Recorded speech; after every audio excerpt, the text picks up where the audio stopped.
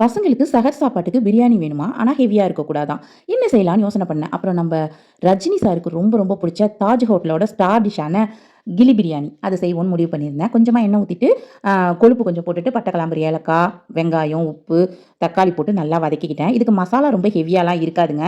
அதனால மஞ்சள் தூள், மிளகாய் தூள், மிளகுத்தூள், ஹோம்மேட் பிரியாணி மசாலா, அப்புறம் வேம்பாலம் பட்டை அது கொஞ்சம் போட்டுக்கிட்டேன். வேம்பாலம் பட்டை எதுக்குன்னா, மட்டன் ரோகன் ஜோஸ் தான் அந்த குழம்பு தான் வந்து இது கூட சேர்ப்பாங்க.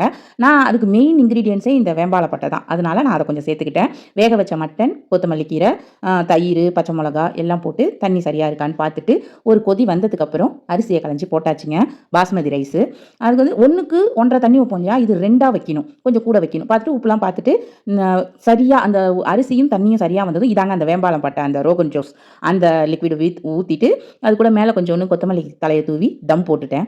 தம் போட்டு கொஞ்சம் நேரம் சென்று தொறந்தா, ஹெவியா இல்லங்க. ஆனா செம்ம சூப்பரா இருந்துச்சு. எதுக்கு தாஜ்லயே இது ஃபேமஸா வச்சிருக்காங்கன்னு இப்ப தான் தெரிஞ்சுச்சு. Super taste.